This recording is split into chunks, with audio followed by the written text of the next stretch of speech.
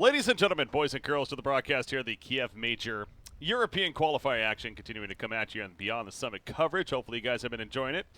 I'm Breaky CPK once again, and now this time going to be joined by Gareth as my co-caster. Hello. How's it going, man? It's been pretty good. These two teams, I think, is going to be a clash at the top, honestly. Alliance have been performing very well after their kind of break from competitive Dota. It's been sort of a month before since they've played any real online games in the competitive scene, but they've been boot camping hard. You know, you can tell from their drafts and their play that they have honed their skills. They know what they want to do, and honestly, they've been executing pretty damn well.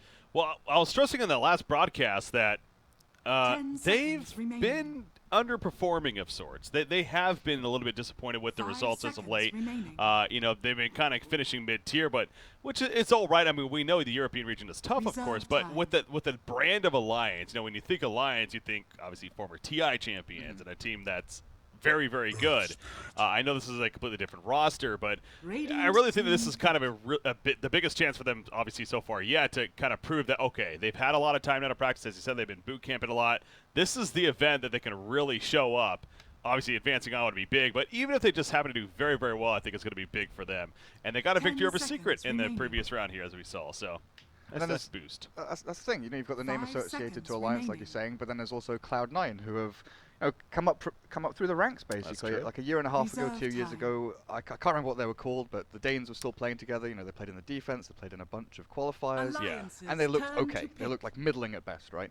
But the past 9 months to a year, since being Imperial, then getting picked up by Cloud9, these guys have improved so much, not just in like individual skill level, but learning how to draft around their players, which is like super important in Dota nowadays, is knowing what heroes to give what players in what roles. But overall drafting and overall game plans seem to be going really nicely for them. You know, there's very little indecision. They're all one unit, basically. Yeah. Well, we see right here, obviously, speaking of said draft getting underway here, so Cloud9, they happen to have the Earth Spirit to go with the Darkseer, and then the other side, Alliance, running with the Vengeful Spirit and Juggernaut to start things off. So, again, I assume you were watching that game even that we just had right there. They ran the Juggernaut core, and they just built all around buffing that Juggernaut. I wonder if they're going to do that the same here. I mean, Vengeful definitely already brings that kind of. Yeah, no Magnus this game, though. Magnus banned out by C9. They know what's up. They know what's going on. But they go with the Earth Spirit Darkseer, this kind of aggressive dual lane combination where you just double Iron Shell, run people down. Against a Juggernaut, it's not that good because you can Blade Fury and get away from the magical damage, and with a Quelling Blade you do a decent chunk to the creeps with the Iron Shells on them if you're looking at pressure that way. But it's scary sort of first nighttime, right? When Earth Spirit starts roaming around looking for bounty runes, you're looking to gank mid, you need to have either a mid laner that can easily escape ganks from an Earth Spirit with the Iron Shell, or you need a hero that can go and sit with that mid hero. You know, we've seen Ogre in the past, Scarth Mage is no longer really in that role, but could be picked up just to do that. But there are so many heroes that used to fill this role, and we've kind of switched away from these heroes, and we're seeing the aggression come out again, you know? Oracle, Scarth Mage, these are heroes that just don't really see any picks anymore. No, we have not seen Skywrath for a while, I feel like. Oracle, I feel like maybe once or twice recently in the open qualifiers, but you know, what does that really mean, right? So, the Sven ban I find a little interesting. Actually, on that note, real quick, I do remember Cloud9 watching them. I forget what the event would have been, whether it was WESG or some other more recent event. The support Sven? The support Sven, exactly. I wonder if that's what Alliance is going with there, with that ban, actually. Yeah, it fills a couple of roles, right? You could have the Ace Sven, you could have the support Sven rolling around with, you know, Iron Shell, Earth Spirit, and Sven with that bonus armor is really nice against the Venge Juggernaut, who are very physical damage based, especially in the mid game. Yeah. But I think the big thing is always going to be the vacuum combos. You've already got this vacuum into Stun Silence from Earth Spirit, having a vacuum into Stormhammer, and maybe even, you know, Echo Saber Cleave from Sven. Just not really what you want to deal with. Especially when Sven is a very good hero matchup, 1-to-1 with Juggernaut. Not really too scared of him. Elder Titan coming out with that third pick in response to, I guess, a Dazzle pick on the other side. I don't know if that's a response necessarily, but Elder Titan has kind of been another one that, funny enough, until today, I feel like I've never seen for the last, like, month, 2 months. But I know that he's picked up in Southeast Asia a couple matches. I think one of the early European matches he was, in fact, even picked up. So maybe ET's making a comeback. Yeah, Alliance picked him up earlier, but they had a very clear kind of game plan with what they wanted to do with him. They had really nice combos. They had like they had the Echo Stomp into Arrow from Mirana, which they could set up quite nicely. It's a Spectre game, that's right. But the biggest thing about ET is his ability to kind of put a fight on hold, or any kind of initiation on hold once he hits level 2. So you throw a Spirit out, you stomp, and all of a sudden this Darkseer Earth Spirit who want to dive towers and run at you, they're held for a second and a half or 2 seconds. You can reset the fight and maybe look to turn on them. Because they're very good aggressively and moving forward into a fight. But once they're put in a position where they've used their cooldowns, no surge, no roll, they pretty susceptible to just getting jumped on again. That Aura, also one of the more powerful ones you could argue in the game, of natural order, of course, so definitely going to be making set enemies pretty vulnerable. And they pick a TB into it. Like TB, naturally high agility hero, lots of armor against an Elder Titan. 5 seconds remaining. Seems interesting. Interesting. You also dealt with the illusion aspect of him. You got a lot of AoE presence from Elder Titan with the Ear Splitter, and even that Echo Stomp on top of that. So, yeah, sounds like he may not be as much of a fan of that Terrorblade pickup, but at the same, I mean, I definitely see why. It seems like a little odd, maybe picking up into such AoE presence and the minus armor aspect, but yeah, it's kind of scary if you look at sort of the kind of naked matchups, right? But I think it's more of a tempo play by C9, where Terrorblade, gets up and running by 10 minutes latest, unless he gets he's not going to get shut down in lane here. Alliance are very unlikely with an ET to go aggressive tri-lane against a TB. So he's a hero that can kind of sit in the safe lane with 1 support or no supports, get his levels, get his farm, and then you start grouping up as 5 and looking for these, tower pushes. You get gold in the pockets of your supports, but I think more importantly you get that Darkseer, some levels in the offlane when Alliance will be forced to rotate into these towers. There's some more AoE clear. Oh, yeah. One of the more masterful heroes at doing so with the Timber Saw here, the Chakram, the Whirling Death. Great abilities to be had, so definitely one that's you got to figure in somewhat of a response to the Terrorblade pickup. That's coming out. Now, again, this isn't the amped up Juggernaut lineup that we saw last game, but I also am kind of keeping an eye on that Vengeful Spirit because you figure Loda's going to be playing the Juggernaut, but I mean, I guess they could run a middle Juggernaut instead and then run Vengeful Loda as well. Yep. So there's a bunch of stuff they can do, really. Like, they can run mid Timbersaw. Like, Timbersaw can go into any of the 3 lanes. Juggernaut, we don't see offlane Jug at all, really, so he's kind of pocketed into safe or mid. And like you, I do wonder where this Venger is going. With the core Venger, we've seen a lot of success with the kind of ramp up very early on. By 10 minutes, you've got Helm of the Dominator, you're running around with creeps and taking towers. If Alliance want to kind of mirror what C9 are doing, and maybe try and do it faster, the fact they will have Healing Ward and good ways of actually engaging and disengaging in team fights could be an option for them. So get like a Necrolife final pick right here. Really get crazy. Oh, they ban out the Brood. Okay, well. The Baby Knight Brood. Never want to get touched by that.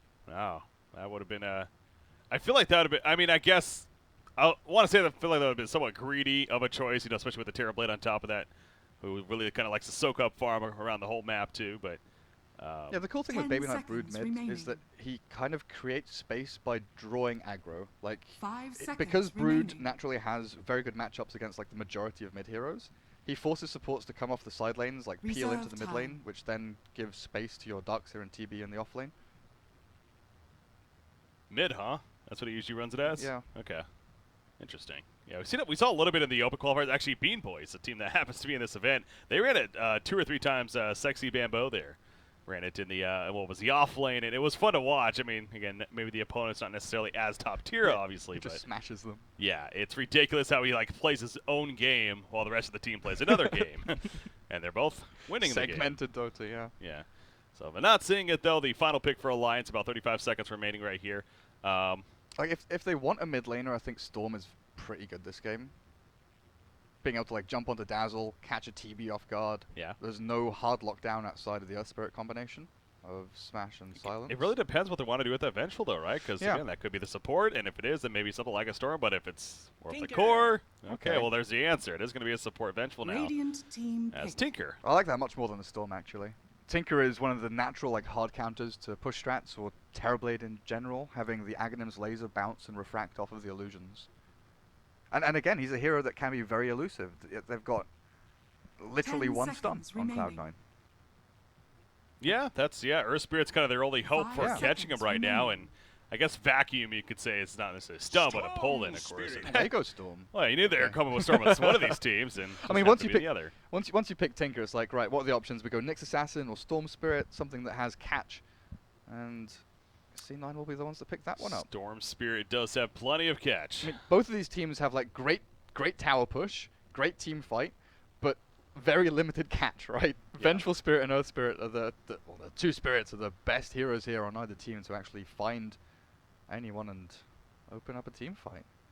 Huh. This is gonna be an awkward like dance around where they both try and push side lanes and ignore each other, or it's gonna be a 5v5 mid by 10 minutes. Knowing Alliance more so, I should say, I feel like it's going to be more about evading fights. they seem like a team that likes to stay away from fighting for the most part. Again, give a lot of farm on Loda, who we assume is going to be playing that Juggernaut this time around once again, and then eventually win the game due to outlasting your opponents, similar to the last game as we saw. Let Loda hit creeps. Yeah, let Loda hit creeps. Let him have his fun. I actually want to see. I'm going to check this. The last time that Alliance picked Tinker, because I cannot remember. Oh, they picked it in the elimination mode tournament, actually. A month ago. Does that really count, though? Or at least it was in that game. I don't know if they picked it themselves. That happened to be the last time, though. Interesting. Yeah, Limp going to be playing it here. Of course, Limp, a more than worthy player playing it. One of the few 9K plus MMR players in EU, so. It's kind of cool. Like, usually you associate Tinker with, there are a lot of players you associate Tinker with, Koikva, Dendi, Ferrari back in the day. But Limp is not usually one of those people. No, he's going to show us this game why maybe it's something that we should start relating him with. No, I don't know. Hopefully that's the intention for Alliance. Hopefully he's good. Yeah. Hopefully he's good on Tinker. Hopefully he knows how to use bots. That's a start. Soul Rings I hear is pretty good too. And how to use that March, spam such ability. Sleep, rave, repeat. Yeah. Tinker is really interesting to watch on player perspective too. Just like how you're not even like looking at the hero basically 95% of the game. Yeah, like over half your game is shift queuing things. Yeah. Like, okay, I'm going to shift queue my Soul Ring bottle and rearm, then I'm going to shift queue TP, then blink, and march. Cool. Yeah. But again, now they have that catch at least with the Storm Spirit. So not going to be as evasive as you would hope for, but here we go. The good luck, have fun, boys. Zal, the horn is blowing, and not going to be any contention here to start things off. Both sides pretty happy with protecting their own runes. As far as the lanes go, is anything looking too odd here? Yeah, no, pretty standard stuff. It's all the offlane Darkseer, the offlane Timbersaw. They got Elder Titan doing. Okay. He wanted to go deep ward, I think, but Noya was very quick. Actually rolled across from the mid lane and didn't continue the block that he was doing for Baby Knight. So I think he knew that was coming from EGM. But still holds onto the Observer Ward, so it wasn't scouted or anything. Mid lane Storm against Tinker, though. This is usually like not fun for the Storm, just because Laser is massively annoying. But he can always CS with Remnants, and he has the jungle to fall back on. Oh, bottom lane actually. Rolling from Noya right here, Rise. Some auto attack still, that is. You do see the Astral Spirit going on through. And Timbersaw not going to be able to assist too much right now. In fact, EGM the one that in trouble as he starts limping away. Everyone going to be coming up. Yeah, they collapse on. This is going to be a first blood being drawn for Ace, actually, of all heroes. Yeah, that's a Timber Chain level 1 on Timbersaw. We've had some interesting level 1 skill decisions this tournament already, but he just wanted to have that ability to jump forward and find an extra bit of damage to maybe get the kill or throw things their way, but unfortunately this means that he's dead as well. Unless he get a good Timber Chain off, but no, he does it right into the tree in front of him, and a couple more auto attacks even with the level 1 reactive armor. Obviously not enough, and talk about Cloud9 having a pretty start. This tri lane doing wonders. I don't think Elder Titan's going to be making his way down here anytime soon again. Won't have to deal with that supporting cast. Definitely not fun. EGM's still holding that ward. He wants to get in there and place it somewhere. That's a Leaguer about right now. Yeah, he's like, I don't even care about dying. I just want to get this damn ward off. I think he wants a ward to spot when Earth Spirit's rotating, but I don't know. He's probably just going to plonk it down mid. Baby Knight's in trouble, actually. Limp has Laser in 4. Yeah, no stop or anything like that. He does have the Astral Spirit, though. He'll chase him down, and there's that Laser you're talking about. So Limp will finish him off. They never miss. Puts Alliance on the board, actually. Yeah, Limp was holding a couple of points there, so he takes the rockets out. As a Tinker, you kind of don't want to spend your skill points unless you're guaranteed a kill with the rocket's Laser. You want to hold out the march for as long as possible, so you've got the farming efficiency with the Soul Ring once that comes out. If you get a kill on Storm, that's all good. Almost a kill on a Timbersaw again at the bottom lane. They even used Metamorphosis to go for that kill, but he did land a Timber Chain next to the tower. He gets just far enough. And it was definitely one more auto attack from death, but he managed to live. So pops the regen, pops the shrine, and he's going to make his way back to the bottom. But clearly proven to be quite the difficult time down here for Timbersaw. And you see some rotations, though, coming out from Noya, as perhaps he wants to maybe help this middle lane now. As once again, this middle matchup, Tinker 16-5, Storm Spirit 12-1 right now. So not too far behind, but of course that kill on top of things also helping the cause. In fact, could be another one coming out the Echo Stomp. Yep, it's going to land. The sleep comes out. There's a rocket laser in the face. One more auto attack. He can't get it off. Dazzle comes up with a heal just in case, and Storm Spirit will actually survive there. Yeah, nice reactions by Rise coming in to save his mate, but Baby Knight still 10 gold off bottle. Probably just has to shrine and go back to lane here. But this game's been kind of awkward for EGM. That's the first real bit of impact he's had in this first 3.5 minutes, moving in and trying to kill the Storm Spirit. While up at top lane, you've got this Darkseer who's just getting away with murder. Level 4, nearly level 5. Wow, yeah. Soul Ring up already. And this Observer Ward from the Dire up on the kind of high ground little spire to watch out for when he's jungling hasn't been useful at all because he's spent every single second of his time in lane. Yeah, I guess they really can't do a lot about that. Oh, Elder Titan, by the way. Those Earthspirit kind of sitting right on the uphill. He saw it the whole time, just waiting for the setup. But it could be a turn potential. Baby Knight avoiding the Echo Stomp, though. Double damage rune will spawn right in front of Earthspirit. He's going to try to harass a little bit, but obviously Noya just going to have to pick it up in the end. Not want it to be taken or even destroyed. So takes it for his team. But yeah, Darkseer, again, I guess they really can't do much. The spin with a surge, he just easily runs away if they do try to go for any kind of kill on him. They've secured Loda farm at the very least, which is what they need to do. They've not lost Loda for the sake of Darkseer dying, which sometimes can be massively disadvantageous. Like if you go for a kill on a Darkseer and then you lose, a lane and a half of CS, or you lose all your HP regen, can get a little bit nasty. But I think the expected value here from Alliance when looking at this lane would be that Noya on the Earthspirit would spend more time hunting the Vengeance and trying to kill. But instead he's been moving elsewhere. Like bottom lane right now. Yeah, trying to get the kill on Jonas and Van, but another Timber Chain, and he's good once again. Reactive Armor level 2. Also helping right there, so manages to stay alive. But yeah, Darkseer, almost level 6 now. He's obviously eventually going to be working towards that mech, I'm sure, but has the early Soul Ring, the boots in the stash. And definitely looking very good when it comes to that early farm. So Noya on the Earthspirit, continuing to roam though. Going to be useful elsewhere. Oh, Storm Spirit's pretty low. One auto attack away. No. And he's going to be killed, actually, by the Astral Spirit. That's a nice toy to find. Yeah, just rockets flying halfway across the map because the ET is randomly standing there with an Observer Ward behind your tower for like no reason. Like that's just not something you expect. Like why is ET there? Yeah. Why do they have a ward there? Why am I getting hit by rockets? That's where he's spam pinging after the death. Yeah. Like why is this guy here? What is he even doing? Team? Yeah, he's got calls for the team. Yeah, exactly. Now that's just an unfortunate coincidence. One good thing that Alliance get from the bot lane though is that Timber survives, but they pop the Metamorphosis, so TB cannot push into the tier 1. He's got like a double wave now. It'd be great to have that meta up and running so he can actually do some serious damage to the tier 1. But you know have some fun now. He's got 2 points in reactive armor. He should be fine just dealing with this 1v1 as it goes. Oh no. Baby Knight, no, no, not again. That's not meant to happen. Now this is where the guys, yeah, they're pinging the ward. They know they have vision there now. Yeah.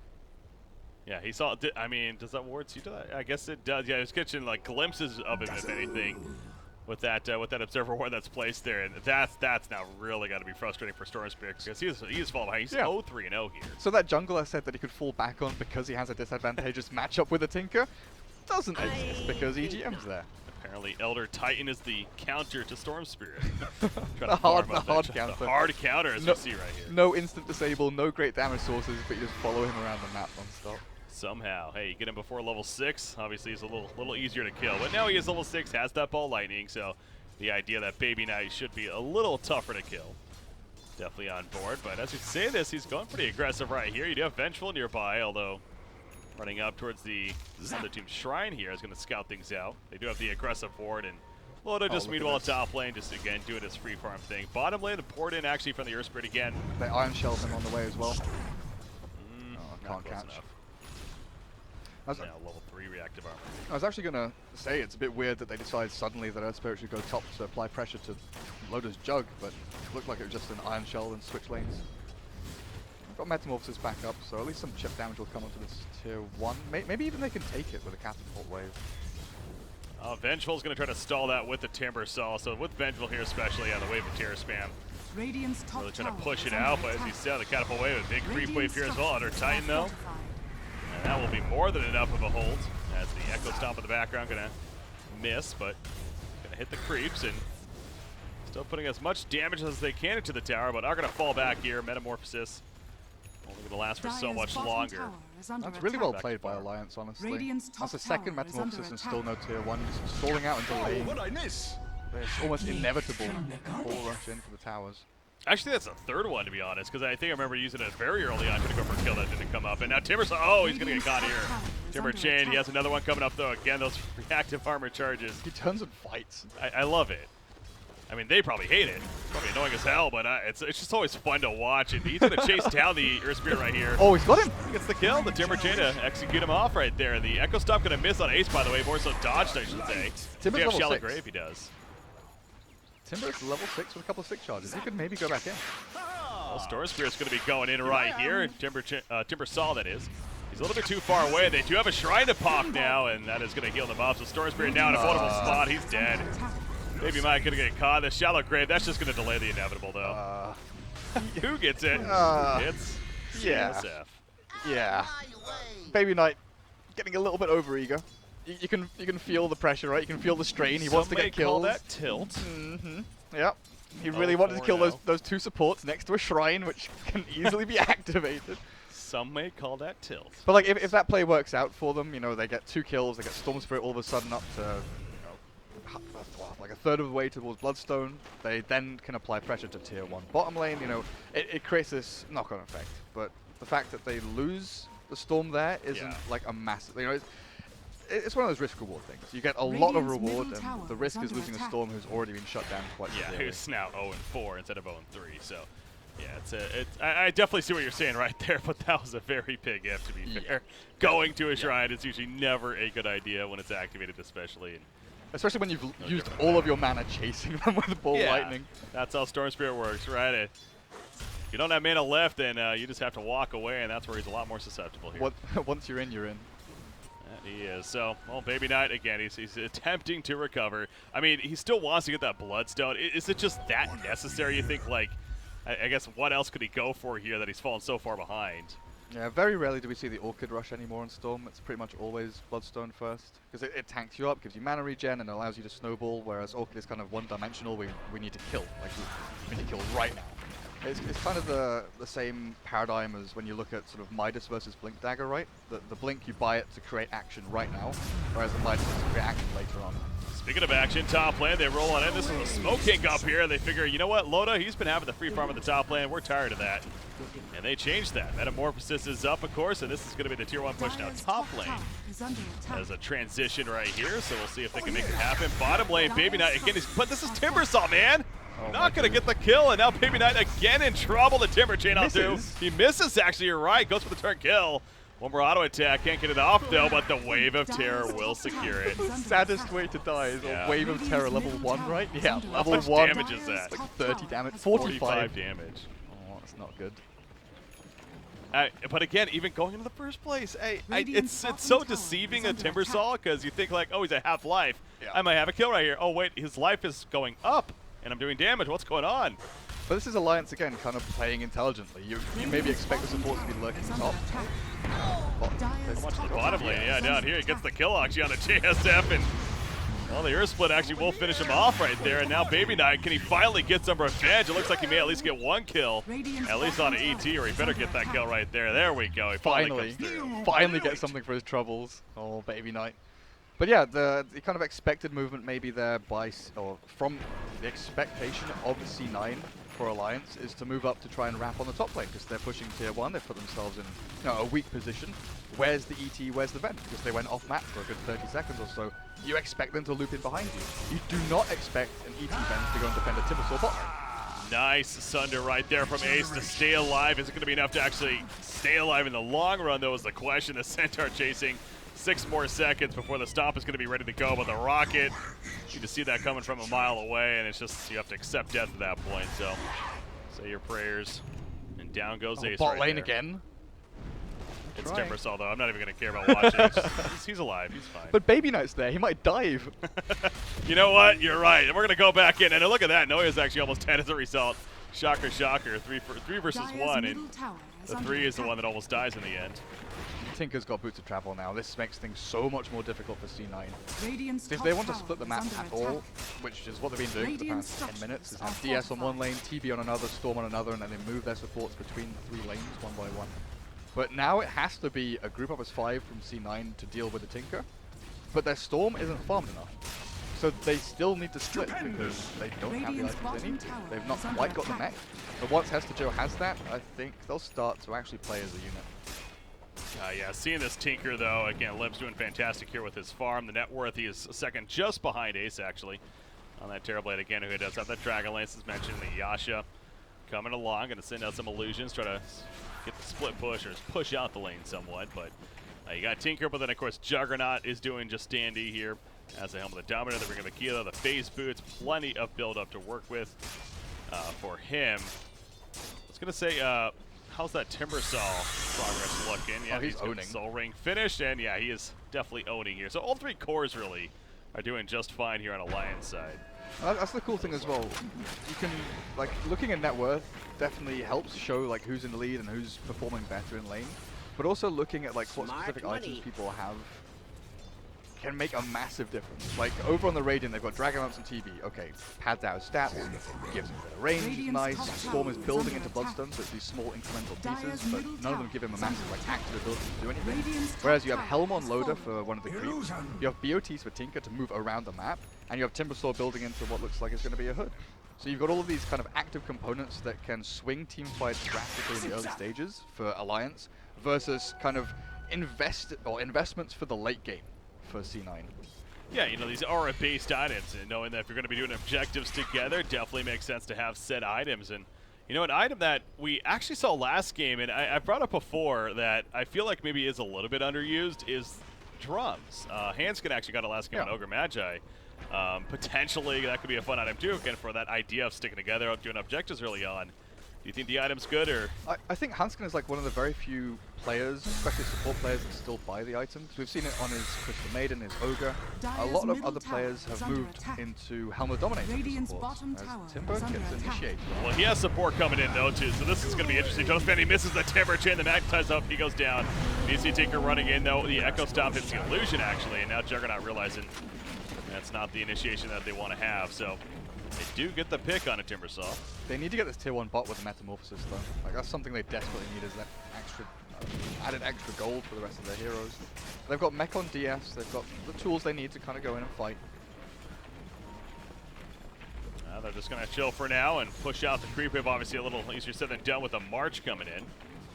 Actually kind of pushing them back, so having to wait for that to finish and then push on out, at least trying to make the best of that Metamorphosis. But there's another TP coming in, this one from Timbersaw, who's now resurrected, of course. Loda's going to the front lines of the pack lines. Timbersaw going for the ace right there, the real one. And the Echo Stomp also coming out, but the Sunder at the last second on Timbersaw will swap lives. The Ear Splitter does get the kill on her Spirit, as now Storm Spirit joins the party on top of the Shock Rip. He's got a couple of kills lined up, though, gets one into Timbersaw, but he does fall when it's all said and done. And they also lose Dazzle in the end, although Ace does survive, so that's the good news for Cloud9. Now they're going to lose the tower, though. Alliance look at this and they're like, right, okay, C9, your one big teamfight item, your Mech on Darkseer, is on cooldown. You know what? We're going to fight into you. We're going to take your tier 1. So again, Metamorphosis is kind of, you know, I don't want to say wasted because they did kill the Timbersaw a couple of times and they did get a little bit out of it. But the primary use of meta, especially pre-20 minutes, is taking tier 1s, taking towers. And currently with Alliance having 2 still standing mid and bot, this is pretty detrimental to C9's game plan. And Storm dying again definitely doesn't help. And I feel like this Tinker, again, I don't analyze Tinker games by any means, but it's just kind of the feel of this game is that this feels like one of a very successful Tinker start here. The fact that he has those trio, the items of the bots in the Blink Dagger at 17 minutes, and he's already well on his way to what it's going to be, that 8th lens, or the range increase now. That's scary, right? If you're the opponents, you're knowing that the opposing Tinker is doing this well early on. Especially when your Storm is under farm. You know, you pick Storm to try and hunt and find this Tinker with Ball Lightning.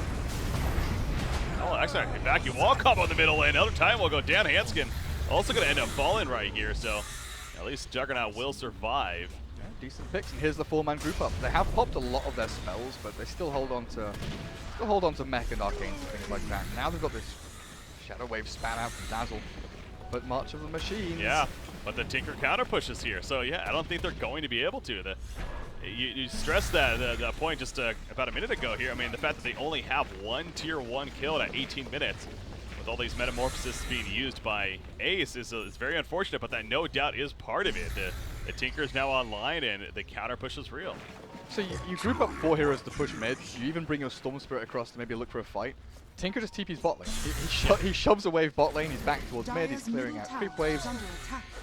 You've just now forced the Glyph out of the Dire team, but the amount of D-push that Alliance has between Chakram and Arch spam and soon be laser spam, honestly, the way this Tinker's going. Ether Lens is nearly done and Agnes will come shortly after. The Alliance look pretty damn good in this game. And once again, Arc and Eloda, he's getting all the farm necessary, but Tinker is the one leading the net worth, 8,400 gold right now. And you do have the positive in Terrorblade, has his own Yasha finish. That Manta style, of course, pretty core on it. Gonna be coming out. Juggernaut gonna be jumping while in the middle lane. Swap's ready to go. Oh no, the nice boulder smash down will prevent the swap immediately. Finally gets it off and out, a vulnerable spot himself. Of course, they want to chase though does Storm Spirit, but he is still spinning. He will get the catch onto him. Elder Titan running on over though. Oh, baby, and nice. the Omni Slash to turn around. He does pop the Bloodstone, but yeah, that's really, really bad. Yeah. He literally just bought, I'm sorry Melina, but this is the one time I'm allowed to use the word literally, because he literally just bought that Bloodstone and he literally just died. Yeah. I mean, that's a literal moment right It's there. a literal moment. That's so unfortunate though, you're right. I mean, the fact that, you know, using that cooldown, at least denying himself, but... It's the -4 charges instantly though, yeah. that's the big one. Because it's meant to be one of these items where, you know, you pick it up, you find a couple of kills, get a couple of charges, and you start snowballing from there, and it allows you to build into your Orchid, build into your bigger items that allow you to kill people and hunt this Tinker. But Limp is the elusive devil as always. It's hard for me to be too critical of what he did right there, because again, that Juggernaut was getting low and he was spinning away. Now granted, obviously Storm Spirit against a spinning Juggernaut, not going to necessarily do too much, but you also had to expect maybe something like that could have happened, right? You know, the Omni Slash in return, and sure enough, that's exactly what did happen, and Loda had the last laugh right there, and I'm pretty sure it was a level 2 Omni Slash as well, so that many more bounces, thus securing the easy kill, so Alliance just won't give up any towers. Like, mid lane is just being held and held. Yeah, between Timbersaw and especially the online Tinker, it's so difficult to truly push in, and now you have Timbersaw with the Hood of Defiance. We're talking about he's progressing towards that item here early on, so... Even EGM has an item. He's just finished a Yule Scepter. And this is why you're kind of caught in this weird catch-22, and why I kind of brought up the idea during the draft of Cloud9 and Alliance maybe mirroring each other and, you know, just pushing side lanes on opposite sides of the map to try and gain as much as you can from the heroes you have. Cloud9 have been the ones moving towards the tower, while Alliance have been the ones moving to defend it. Yeah. But at the same time, they've not been doing it as 5. Alliance have always had at least 1 or 2 heroes off farming somewhere, taking control of the jungle, and making sure they're using these kind of lane efficiencies to the best they can. Timbersaw continuing to push out the top lane. Air Spirit's kind of setting up here with that Iron Shell on it, but really can't get the opening. He doesn't have a blink dagger or anything like that, so really relying on Fair rolling in. Oh, they're going to try to flank on a Hesteto Rotten. He's guessing with the Astro. Oh, they do see him up here. Yeah, actually, Tinker the one that gets caught initially. Well, that's more so a catch on Anoa. He's trying to run the ear split miss. He will go for the TP out and actually be successful, so he wastes a little bit of time there as middle tower goes down. How about that? Finally.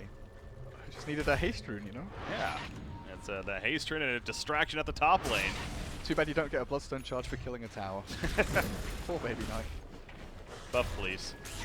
Yeah, just buff Bloodstone. Buff Bloodstone, so necessary. That item used to be so overpowered. Did it? Okay. The old Bloodstone used to give HP regen as well as mana regen. Oh yeah? Yeah. It used to be pretty damn good.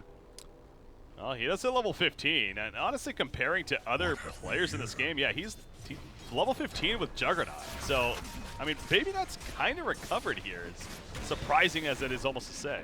Well, he goes from like feeding to farming jungle, right? So he dies and then he goes and gets a bunch of experience and gold from a lane. But no, he's been the one kind of standing off from the 4-pack that Cloud9 have created of the other heroes, where they're pushing in, looking for openings. Then Storm, if needed, will TP or Ball Lightning in towards the fight. But I don't know if they need to sit back and farm or if they need to like go in and try and make something happen. That's why the situation is so awkward for them, because they have the tools they need to go and look for tier 1s and look for fights. But if they do so, they need to do it as a group. And by doing that, you open up the rest of the map for Alliance to just fully take control, and Tinker gets balling into the Aghanim Scepter. Yeah, I mean, I think that BKB is, of course, going to be that kind of key, that note for C9 to be like, all right, now we can be pushing in the lanes, be pushing in these tier 1 and tier 2 towers that much more aggressively. But again, it goes back to being that it's a lot easier said than done. Between not only Tinker, but even Elder Titan's decent for the counter push with that the Astral Spirit there, obviously with the Timbersaw and what he brings with the Chakram. So it's clearly proven to be difficult already, and even with the BKB on your core of Terrorblade, it's still going to be a difficult task, it feels like. So really trying to find, I mean, they're going to need to find some kind of pick. Ideally, a pick on a Tinker you would figure is going to be the key, but that's a lot easier said than done once again. Yeah, exactly. How do you get that? It's the how. It's the how. Well, I guess the Storm Spirit, that's why they final picked the Storm Spirit, to be fair, in response, and just a matter of so getting that recovery. He is going for the Orchid next, so. Yeah, that'll be big for them. And what Alliance need to look out for also is that Cloud9 are very, very good at comboing up their Darkseer and Earth Spirit. So the vacuum into Boulder Smash and Silence onto 3, 4, even 5 heroes. I guess Loader will likely get his spin-off before that happens, but the other 4, if they're out of position even a little bit, they can just get wiped. Like, Cloud9 have the capabilities to wipe Alliance within a second. Yeah. It's possible. So while we're sitting in this pause here, Gareth, props to you, by the way. You're flying in on a plane here and getting off, and then coming right onto the studio. And Toby and I are just like whining all day long. Don't worry, we'll just. You don't deserve the props. We'll just whinge about it all day long. I think Toby's told the story of our flight about 7 times since we've landed. Oh, okay. Yeah. So I've heard it 7 times and experienced it in real life. So yeah. All right. Well, fun times. Well, you're here now at the BTS studio. It's not that bad, you know. Once we get to like 10 a.m. or something, and in the next 3 hours, then we'll see how we're doing. Then we'll really see if the stamina's holding up. Fair enough. All right, we are going to go though. Looks like we got whatever communication issues figured out there, and the game has resumed now. So yeah, Vengeful Spirit. He's clicked on that Aether Lens. Of course, could potentially be really good for that Nether Swap. He has a level 2 Nether Swap with that set. That's that range now, 700 and 950 here as a result. Good to see for the team there. Yeah, super good for saving whoever's jumped on by the Tinker, but also pretty good at catching out maybe the real TD or the Dazzle even as the fight begins and progresses. Catching one of these key heroes, like Rise on the Dazzle is huge for C9. You can kill him off instantly with maybe a swap in the stun and slices from Juggernaut. Things, but Cloud9, they're doing the big thing. The big man in the Roche pit. Big bad Roshan going to be falling right here. Elder Titan going to guess it out, scout it out a little bit too late, and that will be an Aegis for Ace here for C9. So now that's obviously quite the key, and whether or not they really, I guess they could still wait for that BKB a couple of minutes ideally with some decent farm here, and then now with the Aegis feeling a little more comfortable. Yeah, they definitely have a choice to make, because I think the BKB timing for TB with the Orchid timing from Storm will both coincide quite nicely. But that'll be coming towards the end of this Aegis cycle, right? So like a minute and a half, 2 minutes or something before it expires. But now is the perfect time to go, because Tinker doesn't have Aghanims yet. He's still 2,000 away from it. And once he has Ags, your pushes become almost impossible to complete. Yeah, like you have to kill before pushing. And again, that goes back to being such a difficult task. So yeah, I guess they are kind of in that fine point here of like, do they really pick up on that? Does he really want to finish this BKB, or do they know that, yeah, the Axe is coming very quickly? We need to take advantage of him not having it currently. And kind of look at the progress here as, well, that's a Dazzle.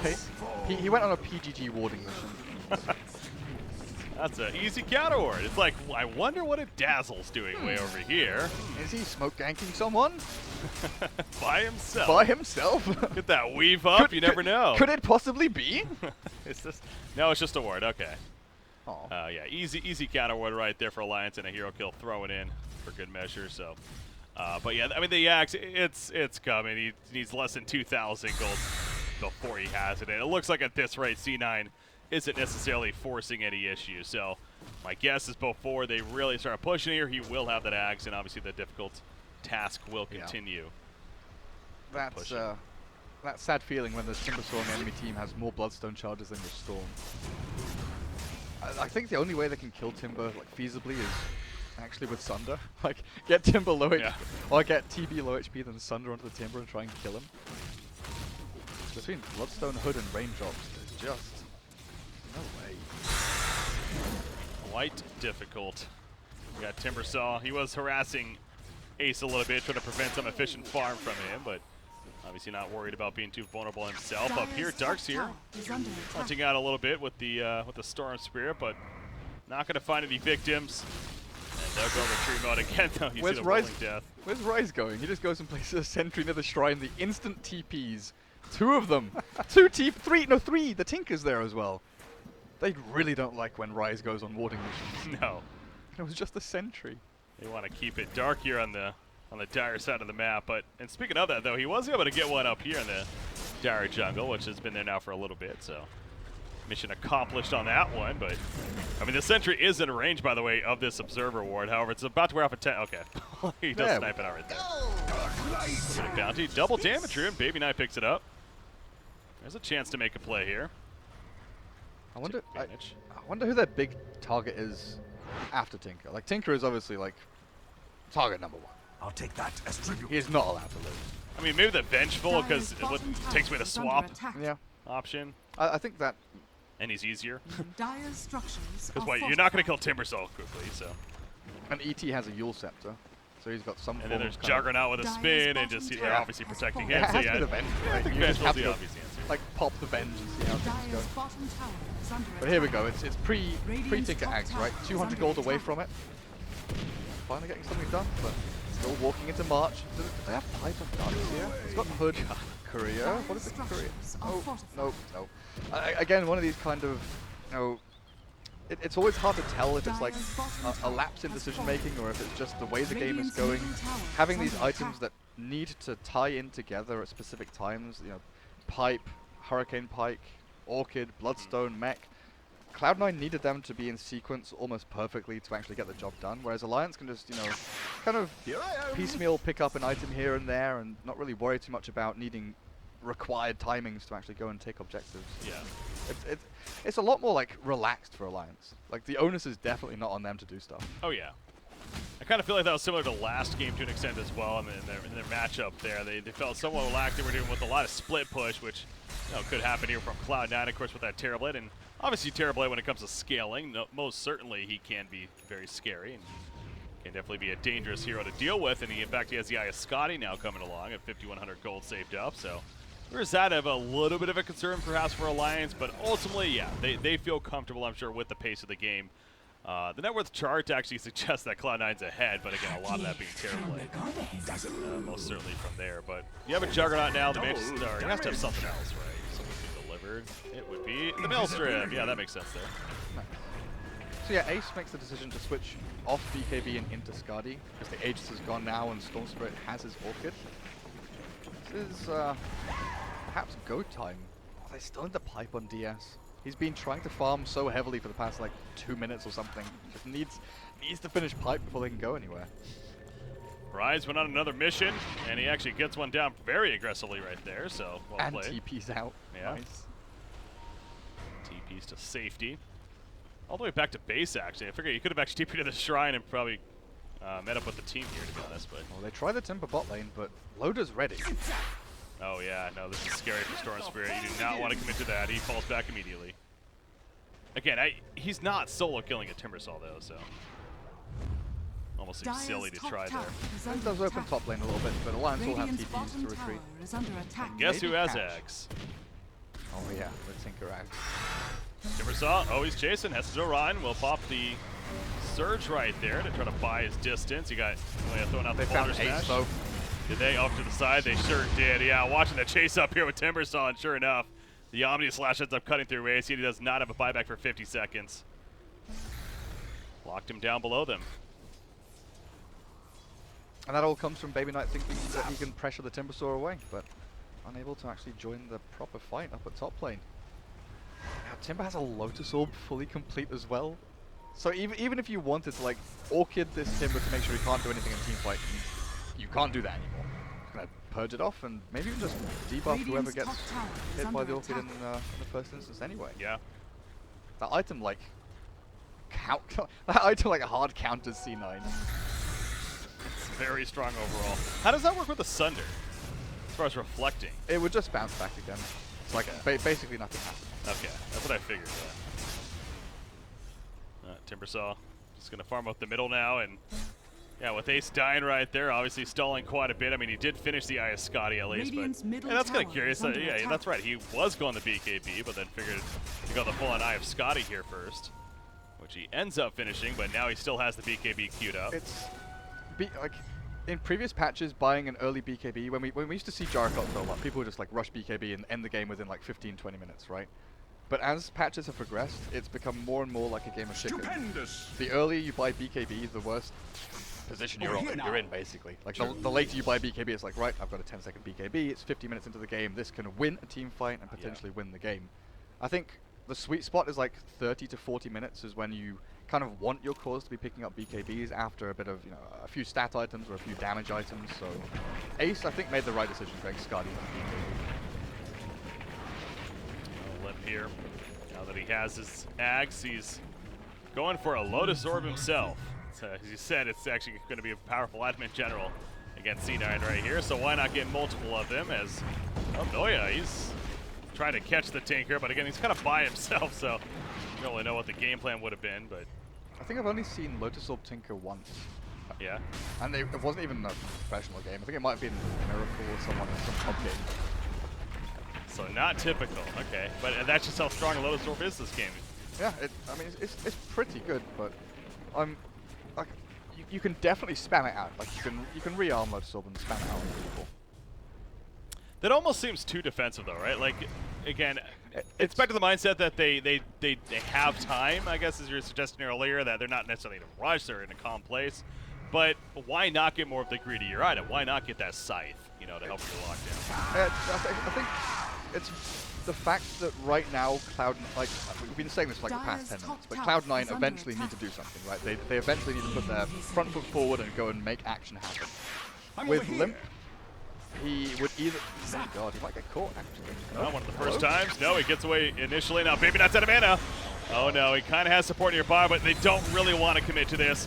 They're going to try to save the Surge of Shallow Grave, and he does have mana back now, so he's going to be fine. He's some bottle charges. Timber Chain not going to catch up, so good save actually by C9. Good escape.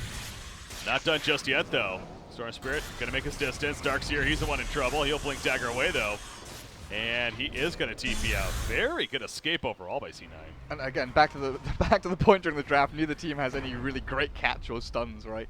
They've got plenty of damage, plenty of push, but actually killing someone and catching them is a completely different story. But the thing with Lotus Orb, when Storm is starting to actually look to go and hunt you and kill you, you need something to deal with that Orchid. And you've got a number of options. You can go Yule Scepter or BKB or... Lotus Orb here, I think, is probably a better option, just able to buff up your teammates when you're pushing into high ground as well, whereas Yules and BKB are very greedy, self-serving items. They catch the Timbersaw right here. He's going to Timber Chain forward, though, and into the Roshan pit area. He'll be fine. An attempt was made. An attempt was definitely made, but he still had the Lotus Orb. And you know what? He could have killed himself if he really had to. That blood's down, but let's be honest, that was never happening. Has Loda died this game? I don't He has once. Tinker has not. Oh, he did die, yeah. I don't think Loda died, or did he? Yeah, no, he did die last game. God, wait, did he? God, he was farm last game. Now I'm blanking on what they did, but yeah, he's only has the one death this game. Is that the secret game? The secret game, yeah. I can't remember. I don't know if he actually died. He was so beastly that game. I know the Ember Spirit died a lot. Oh, yeah, well, we'll talk about that. Didn't happen. Did not happen. That's in the past here. There's a smoke actually from Alliance. I'll try to get a catch on somebody, or maybe just go into the Roshan pit. Yeah, Rosh is up, but you ideally want to catch and kill before going into the pit, especially against vacuum wall Earth Spirit combos. Don't want to just go in there naked. Oh, can they use him? They've got him. Yep. But do they have the stuns? No. There's a swap, maybe. Oh, he's out of mana now. Yeah. He's like, screw it. The deny before the magic missile hits.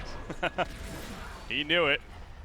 What's he down to now? 5 Bloodstone charges. Under attack. Feels bad, man. Good. For the Alpha Wolf. C9 might even feel pressured enough to go and fight this with just 4.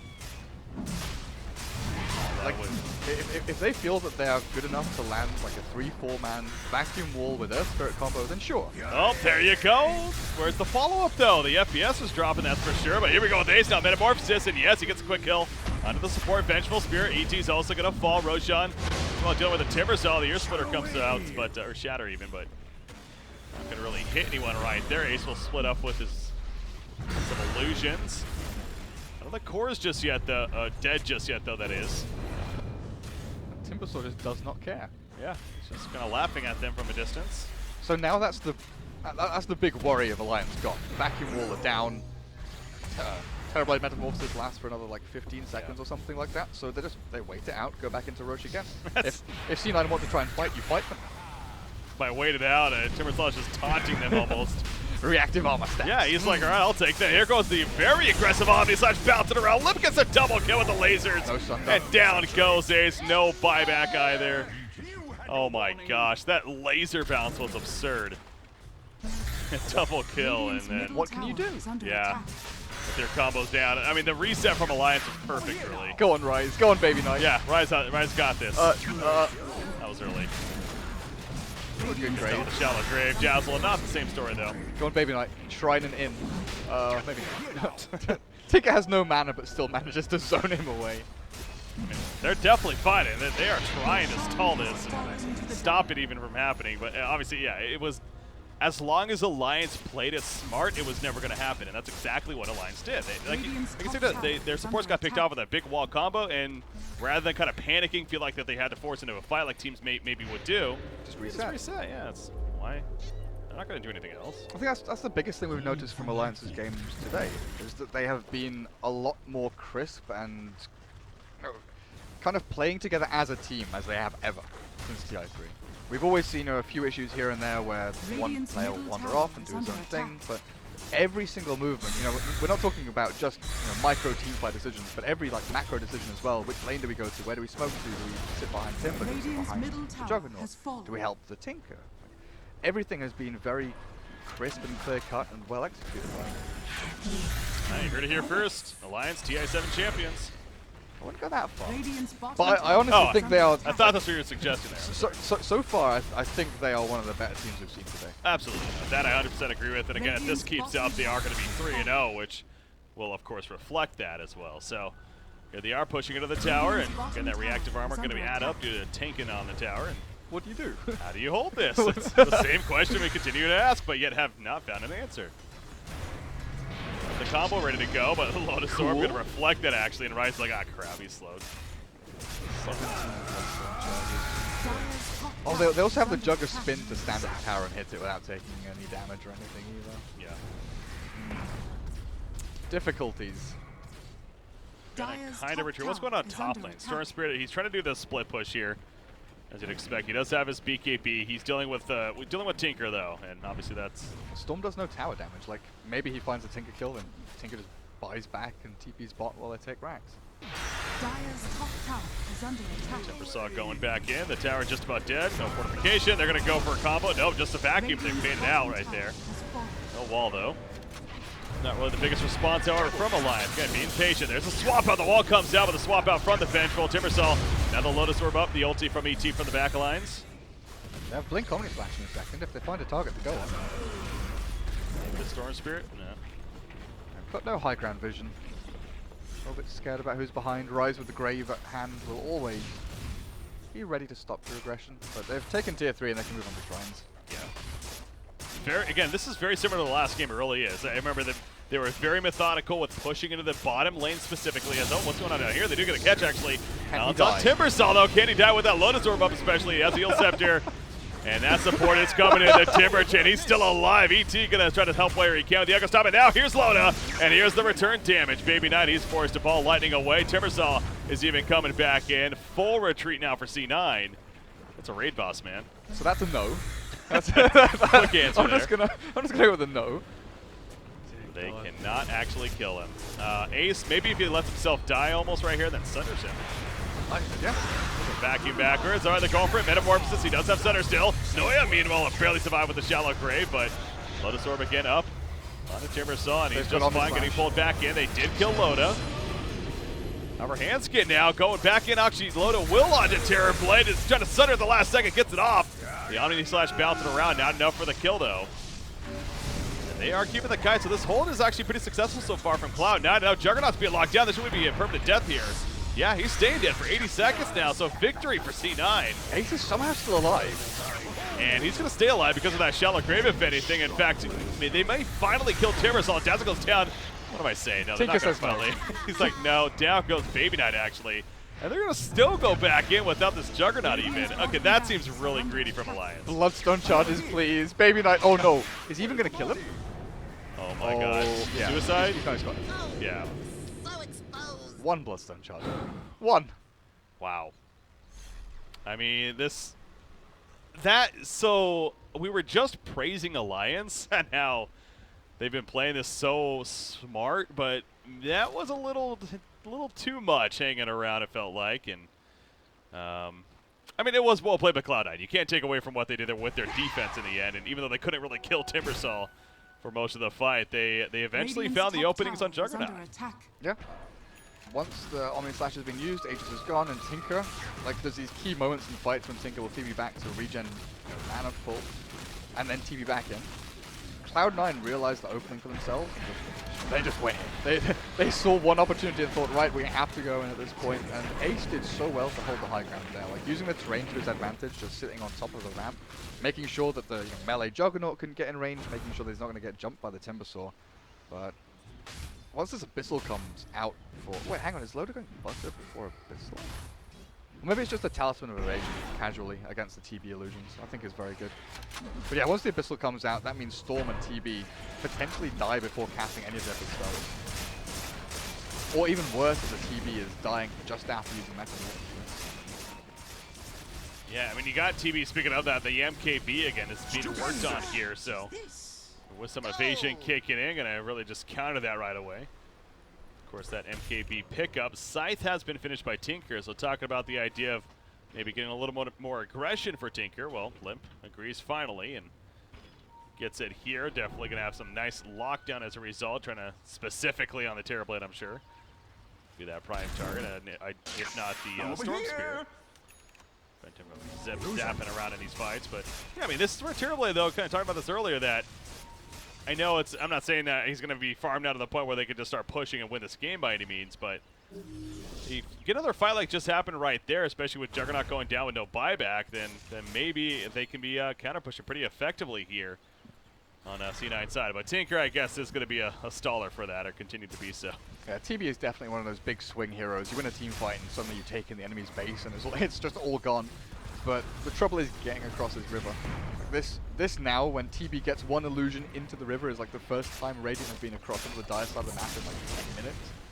Alliance have just been on their doorstep for a long old time. With Roshan, we'll find out when he's up in about a minute or so. It'll be really the next big key contest point. Because we're yet to see the Darkseer combo. I know C9 can do it. We've seen it a lot from them. It's one of the big reasons why they picked Darkseer and Earth Spirit so early on in the draft. It's not just for the Iron Shell roaming power. It's for the ability to, vacuum in and 4-man stun, 4-man silence without any kind of rebuttal. Yeah, only time was really at that Roshan pit, but again, Alliance just simply reset. And then eventually winning after. So trying to get it where you at least get one of the cores, if not a couple, in the midst of that combo is definitely where that would be ideal. But top shrine is going to fall here. Favor Alliance, and they did end up getting the bottom one, right? Yeah, the bottom one went down as well, so do have both now, so again, controlling objectives. the side of Alliance. You know, you saw that talisman of evasion picked up by Juggernaut. The idea that probably going to be going that butterfly. Oh, bottom lane, they're going to catch on the Storm Spirit. There's that Scythe coming into play, but no, he gets the BKB off, and he is able to get away. Limp could not get a second Scythe off in time. I didn't catch that. Did Limp try and add like an extra laser in there instead of chain hex? I'm not sure, honestly. I thought it was going to come out with the way he was doing his ulti, but... He has level 3 rearm and he's got hex, so there's zero chance that a Storm should be able to BKB between them. But I think he just tried to add a bit of extra damage to burst him before the rest of... Like, if a Grave comes in, then you've lost your opportunity and maybe die as well. Always one of those hard toss-ups. In hindsight, probably would have been better off just simply continuing the lockdown, of course, to really guarantee that kill, but lets him slip away. Did have to use a BKB charge for it, of course, but still. Yo, EGM just casually picks up a full hex. No. Like, I guess it's 45 minutes in and he got the Yule Scepter like 20 minutes in. So it's been a good chunk of time since he's bought any item. I mean, jeez, though. That's a have big that one. on a support hero especially, yeah.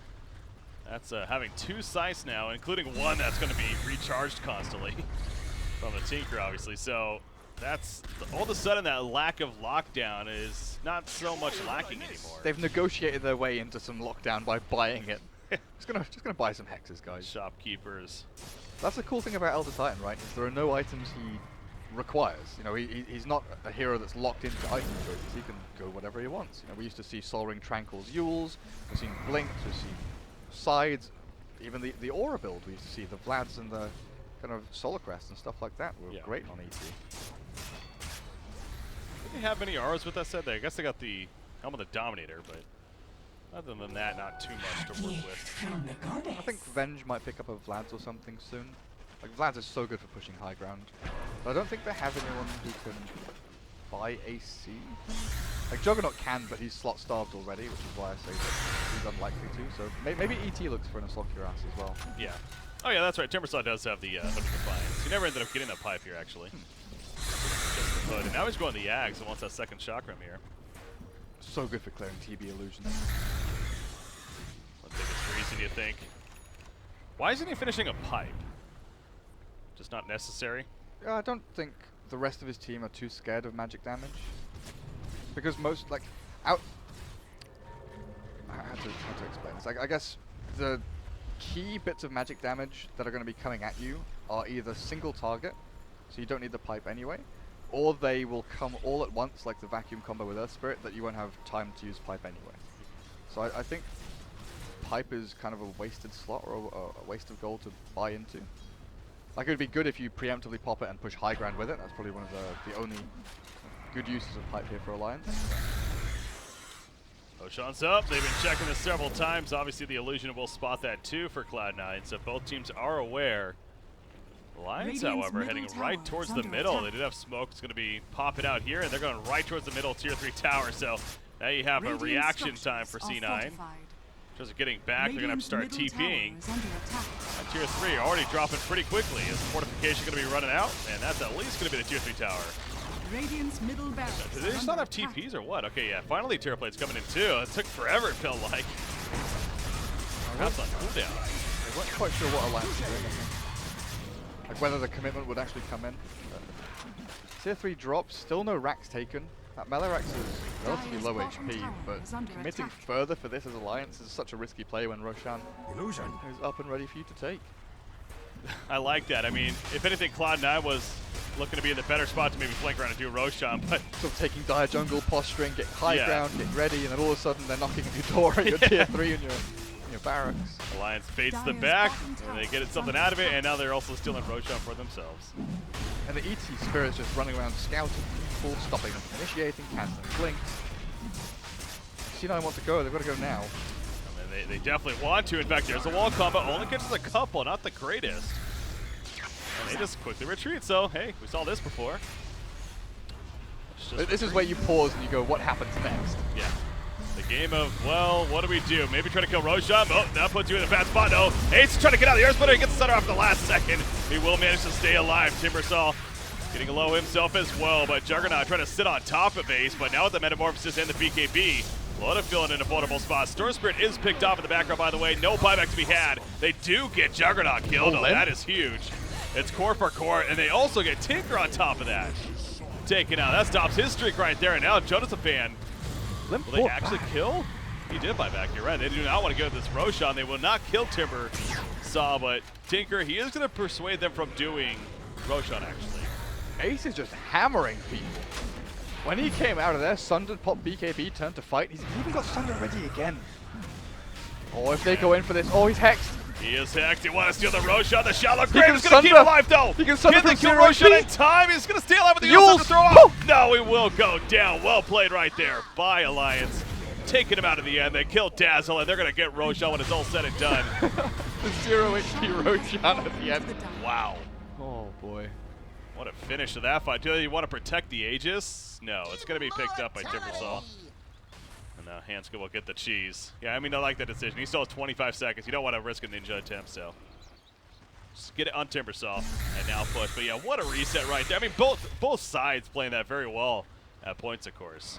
I thought for a second that Ace would be able to get the Sunder off, but the Hex chained up, the Yules came through, even with the Grave over the top from Rise. Not quite enough time to fit the Sunder in through that window. Yeah. And we're finally, 50 minutes in, we see a Rax taken in this game where there's two kind of heavy pushing lineups. There's the middle and the bottom. It's dropping. You figure that we're going to see that buyback onto Ace possibly. I mean, I think at this point you hold it. Radiant's 25 bottom barracks seconds. are under attack. It's so bad to buy back now. It is, but they're not going to without him, right? Like they can't. It's that fine line spot. It's gonna be right as he's resurrecting. It's just dead. Yeah, they lose it. Like it's one of those you buy back instantly or buy back when they're reaching your high ground mid, or you don't buy back at all. No, you're right. I mean, at that point, yeah, it was gonna be too late anyways. But well, you've got to commend them on their kind of ability to realize that's the call and we shouldn't make any other decisions, because if, let's say, Baby Knight rolls in and sees a kill opportunity, the TB has to buy back and follow him, because you need your 5-man. The kind of team play there to sit back and listen to your leader and just not do anything is often one of the hardest things to do. You know, when you see a kill opportunity and you want to go kill them, listening to your captain say, "Don't fucking move," and you don't move. It's honestly pretty hard. Got to have that discipline and fight your intuition. Exactly. Alliance showing that right now with that discipline throughout this game here, as the axe has been finished on Timbersaw. Good. So again, the second chakram to be had by him. You see right there as it activates. So, as you mentioned, very good for clearing out, especially the Terrorblade Illusions, who's almost level 25, by the way. And I think I've seen both gotten before, but man, the minus 30-second Sunder, that makes it a 10-second cooldown on Sunder. That's pretty damn strong. So yeah, it's crazy. It's actually like Valve, you are nuts crazy. What were you thinking? Like there's lone druid talents, and then there's TB minus 30 seconds. Come on. Pretty absurd. You got Tinker, by the way. He's been level 25 for. Oh no, he's 23. What I thought he was. Oh, that's Timbersaw. That's right. Timbersaw's level 25. He got the 20 strength. Okay. Timber is pretty handy. Radiant's top tower is under attack. Whirling death. Oh wow. Firstberry going in the background, catches a couple action. The wall combo comes out. The swap on a Tinker. Gonna keep him alive. Lotus Orb ain't gonna keep him alive though. He's dead for 100 seconds. That's a big kill right there. Also the Hex on a Juggernaut. He will go down. He does have a buyback. Air Splitter's not gonna help in that case. Down goes Vengeful. Timbersaw, of course, makes his way out of there. But that was all the jump from Storm Spirit. You talk about a comeback by Baby Knight. That was all him, and now Tinker's dead. So their counter push is lost here. And the line is drawn mid. Push mid, says Yellow, but unfortunately there's no one to come back and defend it. Darkseid's going to do it all, apparently. But I'm looking at this and wondering like what's happened. Alliance go from being very disciplined, knowing where they need to be and what they need to do, to all of a sudden Tinker getting chased down, caught by Baby Knight, killed off. Then the rest of the team trying to fight into Ace's Metamorphosis while he's coming with another vacuum wall stun combination. Here I am. And here goes another catch chance even. And Timbersaw with the Lotus Orb up, but is he dead? I think he actually might be dead. Well, he did have an ace, that's right. So he's gonna kind of not be dead. Right back up, but can they kill him a second time? Echo Stomp will stall them a bit. Another Lotus Orb coming out. And actually, Baby Knight's the one. That's a little bit of scariness for him. He will pop that BKB though, pulls him in, and Timbersaw may actually fall right here once again. The Metamorphosis. That's not Metamorphosis actually, but it's enough to get the kill on it. Timbersaw despite the Echo Stop at the last second. Right there, and now they go for the tier 3. Look at how quickly the buildings fall. Yeah. There's the buyback on a Timbersaw right there. Juggernaut up as well. Tinker up in about 10 seconds. They will save the racks, it looks like. And they're going to force him out. Heads to Joe Ron. Can he maybe surge? He has a Lotus Orb. Nice reflect. Magic Missile, but it won't matter. He will go down. Who's this? That would be Dazzle. They don't get any buildings. That's pretty huge for Alliance. Buying back on the Timbersaw and getting back into the fight, allowing Tinker and Jug to respawn. Let's buy them a little bit of time, but it's not a good sign they've lost the last couple of team fights pretty badly. It's not, but at the same time, that could have gone a lot worse, and the fact that they didn't even lose a Rax out of their Tinker getting killed, and even Vengeful with no buybacks. Yeah, the dieback from Tinker. He bought back for that Roche fight and then died again. Yeah, that's true. I think the good thing for Alliance to take out of this is that they should know why they lost their team fights. Literally due to poor positioning from a couple of their players. So they need Jonas and Fan to be the hero up on the front lines. Then Loda will progressively join him if it looks like it's advantageous for them to do so, if they want to jump high ground. And it should just be this kind of flowchart, right, where Timber goes forward. If everything's okay, Juggernaut also goes forward. Two heroes sit behind because they've got the swap and the Echo Stomp from Venge and ET respectively to save things or reset so they can. And then Tinker just kind of floats around and makes sure that it doesn't get jumped by Storm Spirit in the middle of the fight. Playing that game of stay alive in the background, basically. Stay in fountain until the Storm burns all its mana, guys. Look how far back Limp is right now. He is all the way back. Yeah, he learned his lesson. He's just spamming rockets and gonna go back to the well. That's what the bots do here and the rearm, so continues to be mobile. And they'll be happy with the they didn't even get the tower. What am I saying? They put some damage into it, I guess, but again they want to kind of reset here. I'm gonna look here. I mean, is there really much that they're waiting for? It looks like Juggernaut does have an ultimate orb on him. Illusion. I guess the Eye of Scotty here. Himself could potentially be an item. I don't think Lincoln is an item for Juggernaut this game. I think you're right with the Scotty. Because he's got the Manta to get out of Orchid already. Or the Earth Spirit Silence. And Lincoln's would only serve really to stop Sunder from screwing him over. Yeah. But he's never been the main target, right? Sunder's the majority of the time gone on to either like an ET or a Timbersaw. Yeah. Someone who's easily, readily available to Sunder. He is almost level 25 as well, and I feel like the 20 agility is what we'd usually see there, but 175 Blade Fury DPS is not too shabby either, so. It's a lot of damage. And I guess with all the AoE presence here of the illusions, you could argue maybe it wouldn't be too bad to get. 20 agility, just a nice solid stacking in there. Let's see what he gets here in the near future. Any other level 25s? Terrorblade. Oh! He actually went the 15-0 stats. Interesting. Stats are so good. They are good. Man, 30 seconds. 10 seconds Sunder, though. Oh, somebody's caught over here. That's going to be Sword Spirit. Caught by the Scythe. Oh. Game of catch. He does have buyback. And I think he's going to need to use it. 2 lanes pushing in here for Alliance, bot and mid, and they can just swing themselves over to the top tier 3. They do have to be very, very wary, though. Smoked up behind Noya and Heston Joe, both ready and surging up. Go into the tier 3, waiting for that buyback. There's the Q. The wall goes down. Look at that. And actually, Timbersaw is in a lot of trouble from it. That's a little hands getting caught in the background. Heads to Rod, meanwhile. Look at a chase back here. Elder Titan going to be thrown up in the air. They did pick off Vengeful so far. Juggernaut just simply running away this whole time. Doing very little damage in the fight himself. Elder Titan picked off. That's a 2 for nothing. Neither one is a buyback despite being supports. But again, another opening. Honestly, that's huge for Alliance, the fact that only their 2 supports die. True. The swap and then spin from Loda's Juggernaut, then dropping down the healing ward is Timbersaw. Are you okay, actually?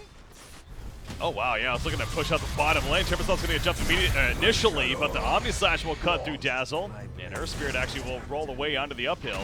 Now Tinker porting in, trying to help scout him out. They do find the Terror Blade, actually, the Lotus Orb, however. He needs to go home and regen.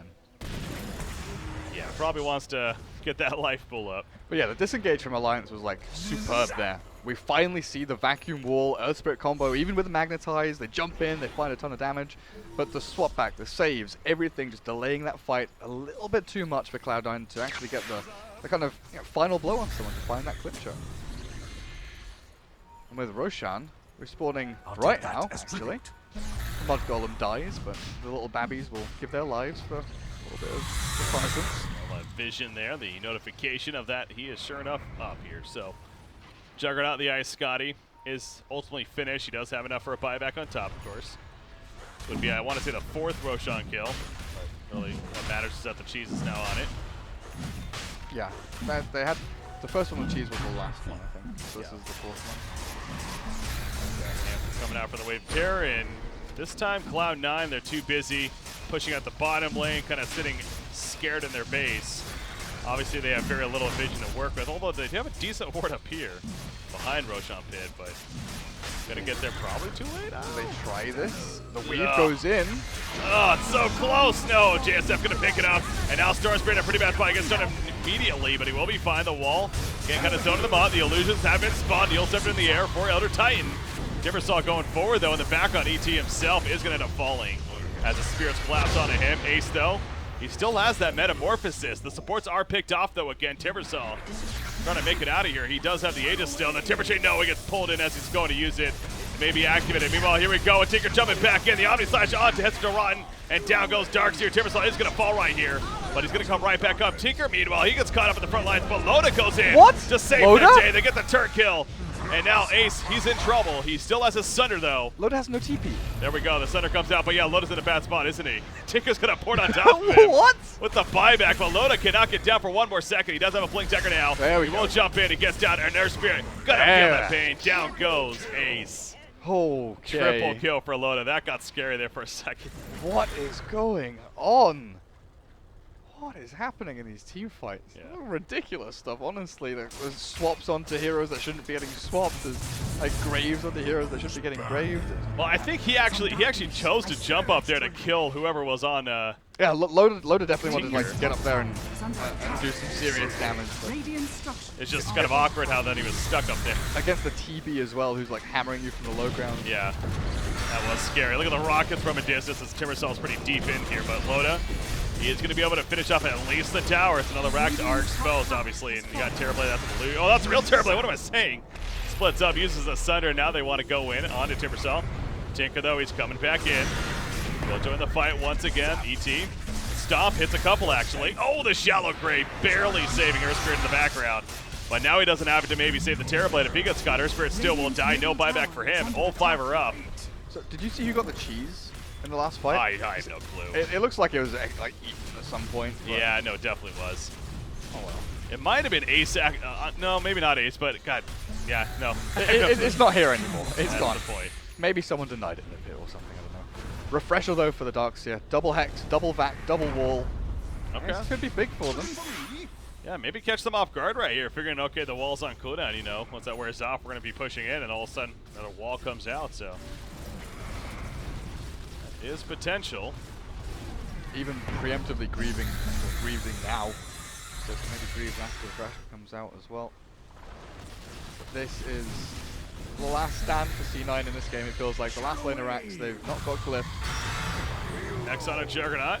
Gonna be purged out though with the Lotus. Goes right for the range racks. The easier one. There goes the Metamorphosis. The Abyssal Blade lockdown though. The Shallow Grave comes out. Saved for a couple of seconds at least. Storm Spirit flying in the background. Demon Thunder. He can't get it off in time. He goes down. And that should all but do it. No buyback for the Terrorblade. Vacuum combo. The wall does come out. A pretty good one actually. And Loda's gonna fall. Are you kidding me? Okay, he buys back though. He's coming back in. Meanwhile, Timber's been doing what he's been doing the entire game. Running at people and running at towers. Like they start that fight with Timbersaw walking towards tier 4s into the middle of 4 enemy heroes and just not giving a damn. And Alliance, they continue. Set them 3-0 now. You know, Alliance can be a little frustrated to watch sometimes with their patience most of the time, but you know what? It's winning them games. They're now 3-0 with victories, impressive victories over Secret and now Cloud9 here. Yeah, good stuff from them. Honestly, I hope it continues. Absolutely. And, you know, Juggernaut was definitely significant in both of those games. I wonder, I mean, is that something you maybe look to ban initially even? Juggernaut, though, you can't really be banning with the first 2 bans, so. I don't know. Like, we always have these kind of discussions as, you know, qualifiers or tournaments or sort of mini-metas or sub-metas progress. And against certain teams, sometimes it is worth banning just, like, you know, one of those heroes that brings every single one of their drafts together. You know, Loda, he's not going to die on that hero too often because it has Blade Fury and you can spin TP away, so he's not going to feed like that. You get a few key items and you can start fighting early, which always ties in nicely with Alliance's game plan. But first phase banning Jugger instead of heroes like, you know, Lone Druid and Slardar and things like that. Seems risky, yeah. Maybe, you know, maybe next game we'll see Juggernaut first banned. Give it a shot. Well, I will say this, Tinker, 61,000 damage just about in that game. I mean, even Timbersaw, 48,000 almost for him. So what did TB have, actually? 32,000? No, that was Storm Spirit. 37,000. So he was up there too, but not nearly as impressive. 61,000. That sounds like a big number. All right, though, that is obviously going to do it for this broadcast right here. So, again, hopefully you guys enjoyed that one. Alliance moving on to 3-0 and advancing on here in the group stages once again. As far as the other side for Cloud9, they go to 2-1 now, so still definitely looking good, but going to be coming off a loss here. Our next match on this stream will be Secret versus Ninjas in Pajamas. Another good one coming at you, as always, with our European coverage here for the Kiev Major qualifiers here on Beyond the Summit. Stay tuned, guys. More action coming up next.